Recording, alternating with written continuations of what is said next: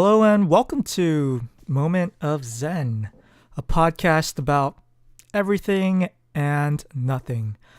I am your host, Johnson Zhen, and before we begin, I just want to talk a little bit about this podcast.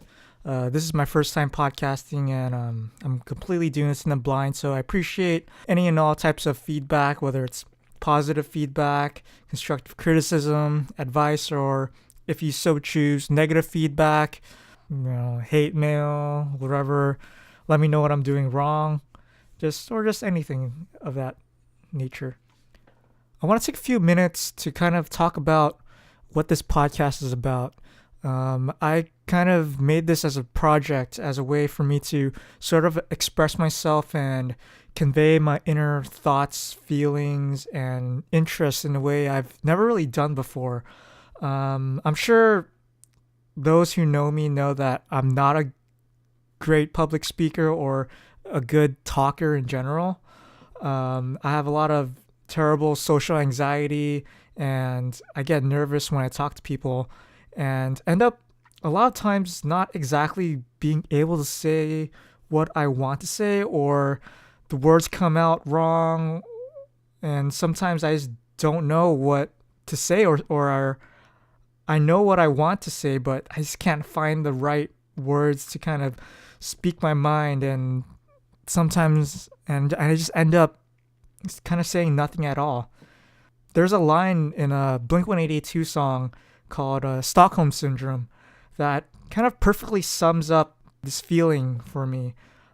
If you're familiar with the song, the line I'm referring to is in the bridge, and it goes like, "I wish I could explain myself, but words escape me." Shout out to Mark Hoppus for being such a great and clever songwriter. This line really stuck with me, and I want to be able to express myself in a way that I was never quite able to before. And so that's why I'm starting this project. Doing a podcast lets me take the time to kind of write out at least an outline of what I want to say instead of kind of saying it on the spot. I've always found it easier to kind of do that, to kind of write everything that I want to say first, and then before actually just kind of saying it out loud. And you're probably thinking right now, what the hell does this guy want to say? That's a good question. Well, for lack of better words, this podcast is literally about everything and nothing. There isn't a set theme or genre, and I'm not looking to accomplish any sort of concrete goal, or I'm not looking to be rich and famous or anything. I just want this project to be sort of cathartic, which is why I named this podcast Moment of Zhen. It's not just a play on my last name. It's a way to kind of find inner peace, and just a way to kind of de-stress, and kind of as a way to relax from the crazy world that we live in. And hopefully you, as a listener, will join me in this journey, and maybe together we'll learn something new about the world and other people and about ourselves, and maybe things you never have even thought about. With that being said, for the first episode, the pilot episode, I thought, what's more appropriate to talk about for the pilot episode than to talk about an actual pilot? So without much further ado, let's get started. So the pilot I want to talk about is an amazing female pilot in the 1930s and 40s. And I know it's not who you're thinking about. It's not Amelia Earhart. And that's not to say that Amelia Earhart wasn't an amazing female pilot. I think she was a total badass to be the first woman to fly solo across the Atlantic Ocean, especially during the early 1930s, when women were, and in some cases still, discriminated against in the aviation industry. Her accomplishments in aviation and women's rights are more than enough to have several episodes dedicated to just describing them and probably even more detailing all of the conspiracies surrounding her disappearance. So, why am I not talking about her? Well, I was originally planning on talking about her, but I realized that there are a lot of really good documentaries, books, movies, YouTube videos, and just a lot of media already talking about her. So I didn't think I would be able to give her the due justice in talking about her. And because there's already a lot of other sort of media and information that kind of talk about her, and I thought it'd be really cool to talk about a pilot that probably many folks have never heard of. And to be honest, I've never heard of this pilot until I started doing some research on Amelia Earhart. I came across a Wikipedia page about female pilots during the early stages of aviation, and one of the pilots really stuck out with me. Her name just really jumped at me, and initially I was really confused, and I thought maybe I was reading it wrong, or maybe I needed better glasses. So I read her name again and again, and I was unsure of myself for a split second. Later, when my brain finally processed what I had just read, the confusion kind of turned to sort of disbelief. So I just clicked on her Wikipedia page, and on her Wikipedia page, the first thing I saw was her picture, and I was like, no way. And just above her picture was her name again. And again, below her picture was her name again once more, but in a smaller font. And below below that was her native name. And I just kind of sat back in my chair for a bit and read her name out loud. Hazel Ying Li. The first Chinese American female pilot to fly for the United States military. And this is her story.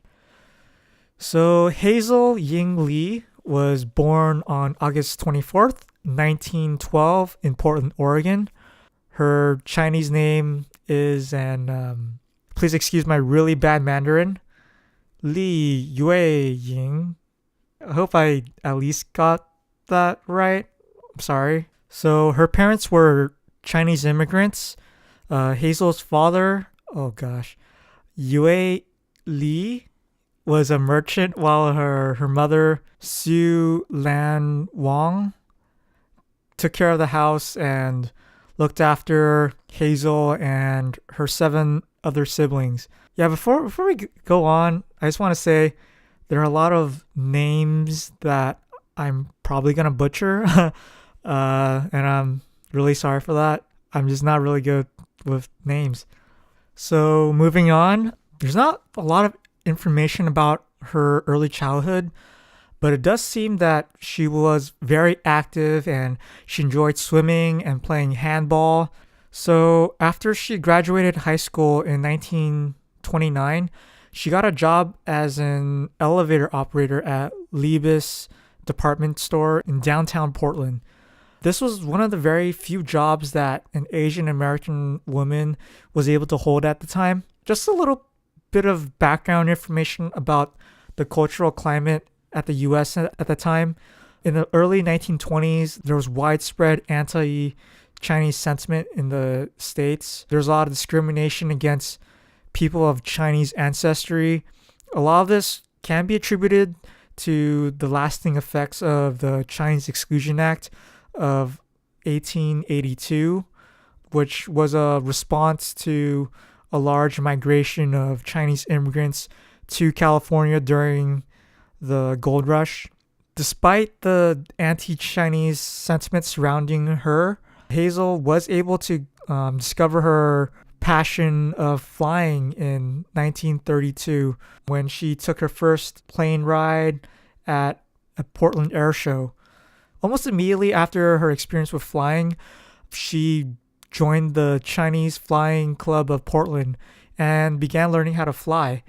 A few months later, she became one of the very few Chinese women to obtain a pilot's license. Keep in mind that at that time, less than 1% of the pilots in the US were women, let alone a woman of color, despite the anti-Chinese prejudice and sexism towards women in aviation at that time, as well as opposition from her own mother. She was able to kind of break out of the mold of the stereotype that, Chinese women were passive and submissive, and she proved and showed to the world that they can be as courageous and badass as any other male pilot. So about a year later, in 1933, Hazel traveled to China with a group of Chinese American pilots to help the Chinese war effort against Japan. And for those of you who maybe forgot from their history class, just a kind of quick history refresher. Japan invaded Manchuria about 2 years prior in 1931 to kind of set up a puppet state in mainland China. At that time, China was kind of already sort of in a semi-civil war amongst themselves between the pro-communist and the pro-democracy side. So they were very unprepared for a Japanese invasion. Japan was able to invade and take over Manchuria very easily. Despite desperately needing more pilots for the Republic of China Air Force, they wouldn't let Hazel pilot for them purely because she was a woman. Hazel's husband, on the other hand, Louis Clifford Yim Kun, he was able to join the Chinese Air Force and serve with them. While her husband was serving for the Chinese Air Force, Hazel, she decided to move to Guangzhou, which is in southern China, about 75 miles, 120 kilometers northwest of Hong Kong. She worked as a private airline pilot. After Japan formally invaded China in 1937, Hazel chose to stay and continue flying in Guangzhou, even though hundreds of civilians were being killed by Japanese air raids. And there's an unofficial account by friends of hers who said that during one of the air raids, while bombs were dropping and exploding all around her, thinking like Michael Bay, she kind of like remained really calm and was able to kind of help her friends and family find shelter in the raid. And again, there's no official record of this, but I think it really adds a nice touch to her story. I want to believe that's true, even though there's no official record of it. So even after China faced huge losses of their experienced pilots in Shanghai, where Japan obviously showed their air superiority against China, Hazel was rejected from the Chinese Air Force for a second time for the exact same reason as well. They did not think that a woman should fly in combat.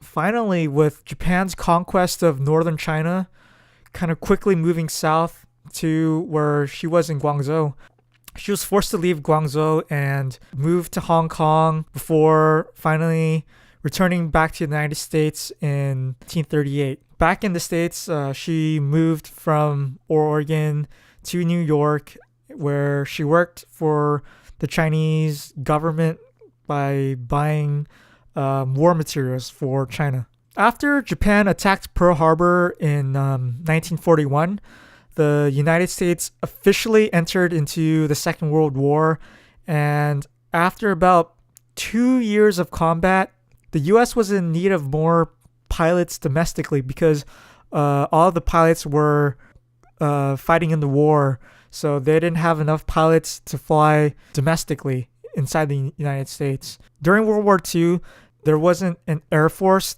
kind of like what we have today.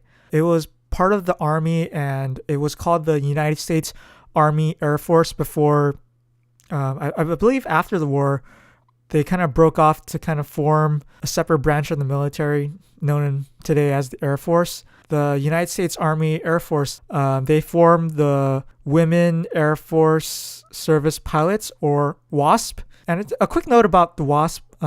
It was actually a merger of two separate women's aviation agencies. The first is the Women's Flying Training Detachment, and the other was the Women's Auxiliary Ferrying Squadron. Over 25,000 women applied to join the WASP, and of the 25,000 applicants, only about 1,800 were accepted, and about 1,000 completed training. I think the number is about 1,074 that completed the training. And among those who applied were Hazel and another Chinese American woman. Her name was Maggie Gee, and there was also a Native American woman.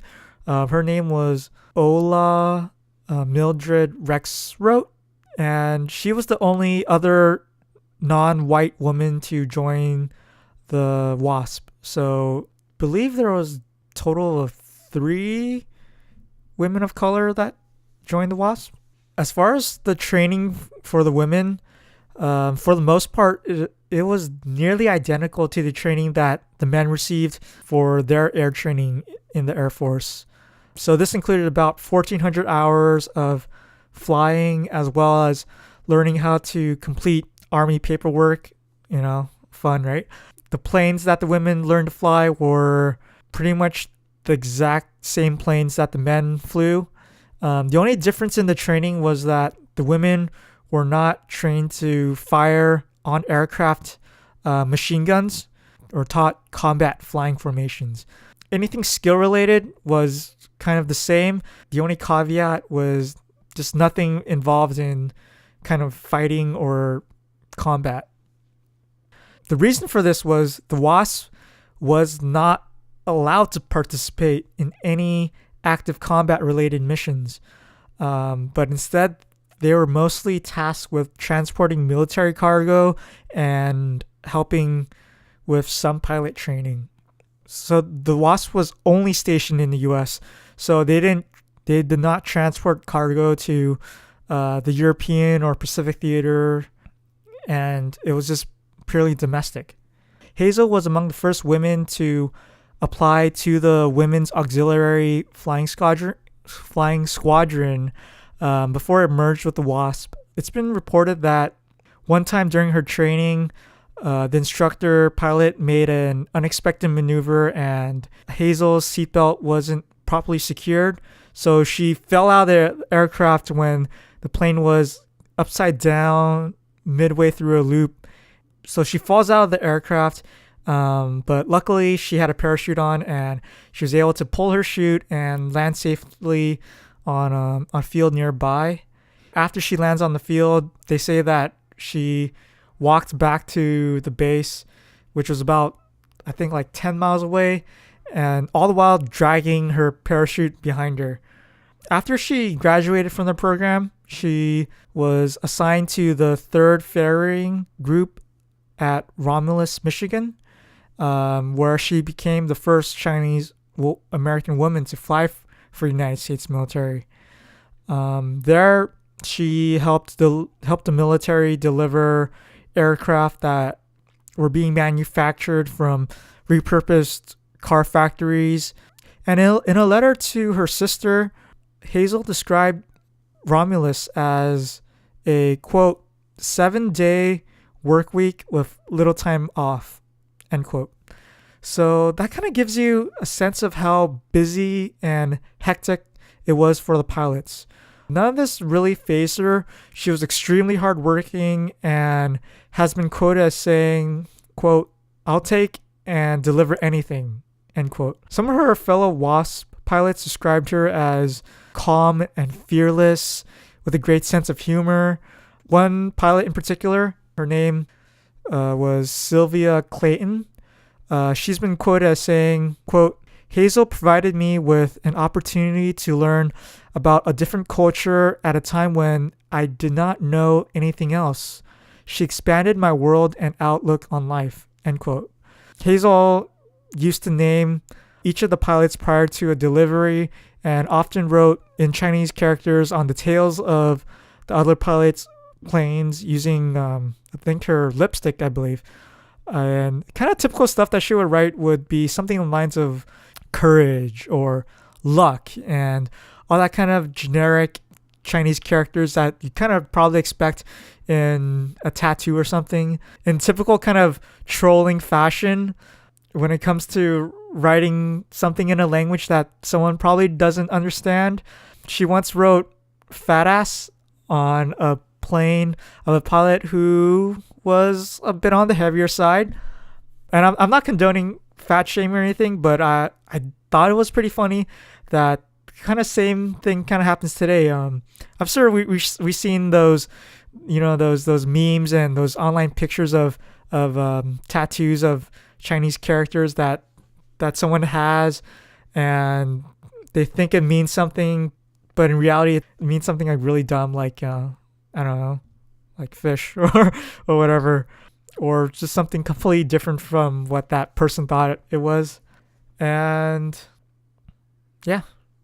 And of course, not all of her deliveries and flights were without any problems at all. During one of her deliveries, she had to make an emergency landing, and she managed to safely land on a wheat field somewhere in Kansas. The owner of the land, as you can imagine, wasn't particularly happy that plane landed on his field. Go figure. And upon landing, the farmer went to inspect the plane, and as you can imagine, he sees Hazel outside of the plane and immediately starts freaking out. He grabs his pitchfork and starts chasing Hazel around the plane and screaming at his neighbors and yelling that the Japanese had invaded Kansas.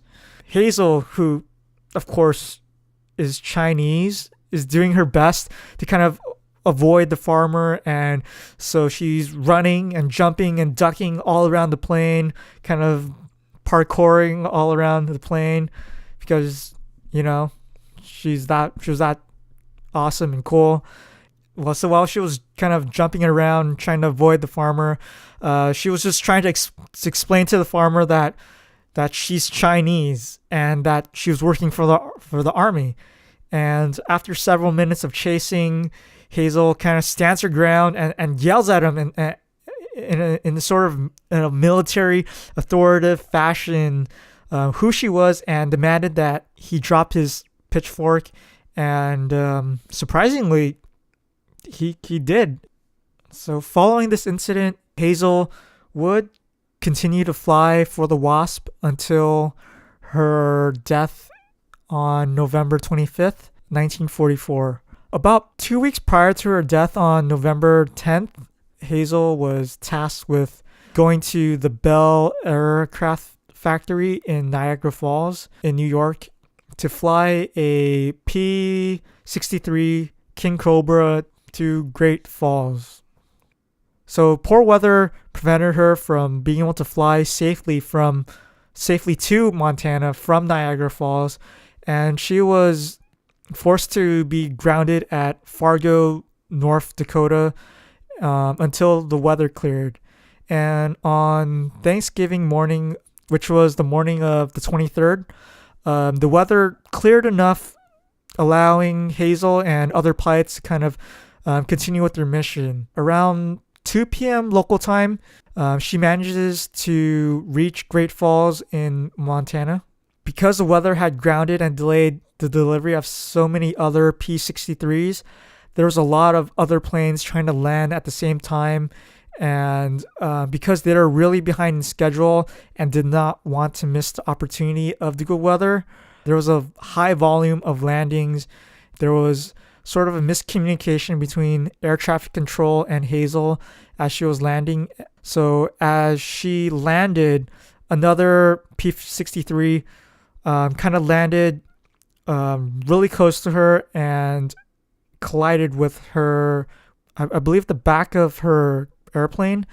And so her plane immediately was engulfed in flames, and ground workers kind of rushed to the scene where the plane was. And by the time they got there, the entire plane was on fire. But ground workers were able to pull Hazel out from the burning plane, but she was badly burned. They rushed her to the hospital, but the injuries from her burns were just too much, and she died 2 days later on November 25th. To make matters even worse for her family, just 3 days after learning about Hazel's death, the Lee family was informed that her brother Victor was killed in action in France while serving with the U.S. Tank Corps. If you thought that it couldn't get any worse than that, the cemetery where they were looking to bury Hazel and her brother Victor refused to sell them the burial site because of a cemetery policy that didn't allow Asians to be buried in the quote white section of the cemetery.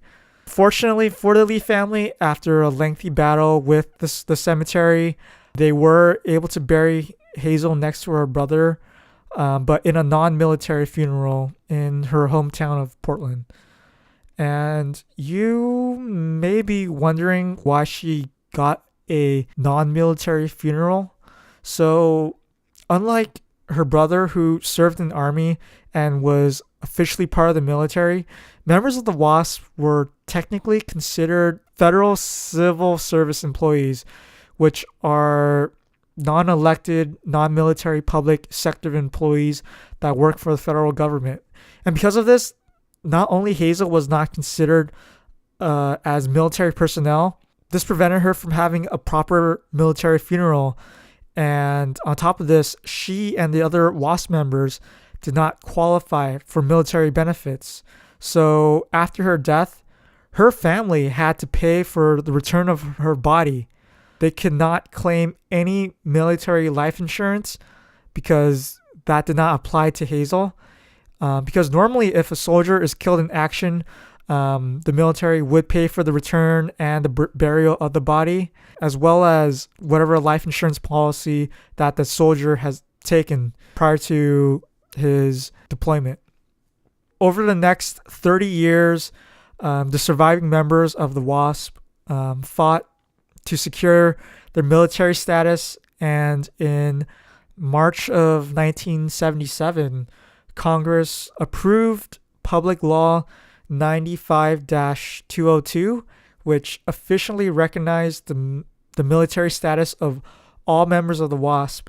And in 2004, Hazel was inducted to Oregon's Aviation Hall of Honor. And 5 years later, in 2009, President Obama and Congress awarded the WASP with the Congressional Gold Medal, which is the highest civilian honor in the United States. And with that is the story of Hazel Ying Lee, the first Chinese American woman to fly for the United States military. So I hope you enjoyed that. Hope you learned something new. Hopefully I did not bore you too much or my voice isn't too annoying. Please let me know what I can do to improve. I'm pretty much learning as I go. Let me know if there are any other really cool stories that you want me to talk about or anything that interests you. Let me know what I can do to improve, what I could do to make this better, what I can do to make this experience better for everyone. So I'm going to try to do this weekly, and if not bi-weekly, probably be working out a lot of the kinks as I get feedback for this episode. And if you want, you can follow me on social media. I have a Facebook page, Moment of Zhen. That is Zhen spelled Zhen. Subscribe if you're on YouTube. I'm on SoundCloud, iTunes podcast. I'll try to expand this to other platforms, maybe to Spotify and other kind of online streaming platforms. But for now, if you want to listen, I'm on YouTube. You can download this on SoundCloud or iTunes podcast if you so choose. With that being said, thanks for tuning in. And this has been your Moment of Zhen. And until next time, take care and stay fresh. See ya.